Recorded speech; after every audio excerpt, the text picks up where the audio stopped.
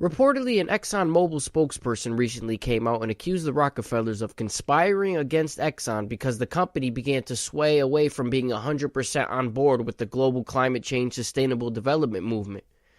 Even though Exxon has spoken in favor of carbon credits, reducing greenhouse gas emissions, and states that they believe increasing carbon emissions in the atmosphere are having a warming effect, apparently that is not enough for the Rockefellers, as they demand more be done, such as bigger investments into alternative energy.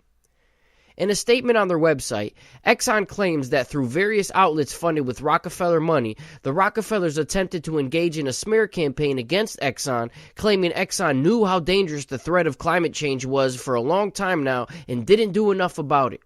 The actual details of what Exxon knew or believes about climate change is not that important to me, as I believe much of the climate change hysteria to be a scam and an attempt to get money and power. But what is important to me about this story is how a big company like Exxon is alluding to the subversive power of the various Rockefeller organizations.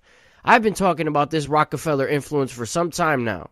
In previous videos, I've shown how the Rockefellers were instrumental in the creation of the United Nations and how their influence stretches from the highest international level at the United Nations down to the local towns and cities.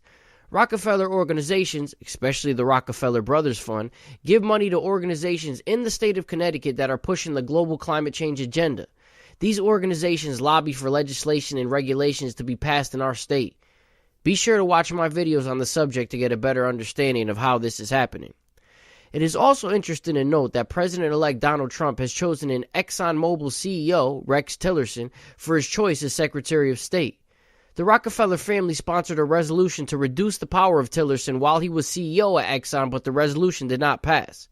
I've talked about how some of Trump's other picks, like Scott Pruitt for the head of EPA, may be an indication that he is getting away from the globalist plan of worldwide sustainable development, and this appointment of Tillerson may be one more indication. Tillerson is in need of his own analysis, however, as there are many questionable connections with him, such as his serving as a trustee for the Center of Strategic and International Studies, a Washington think tank with people like Zbigniew Brzezinski and Henry Kissinger on its board. His writing an op-ed in the Wall Street Journal in support of Common Core, among other things. As I keep saying, we'll just have to wait and see what happens after January 20th. Watch the related videos for more information and subscribe to the channel. Thanks for watching.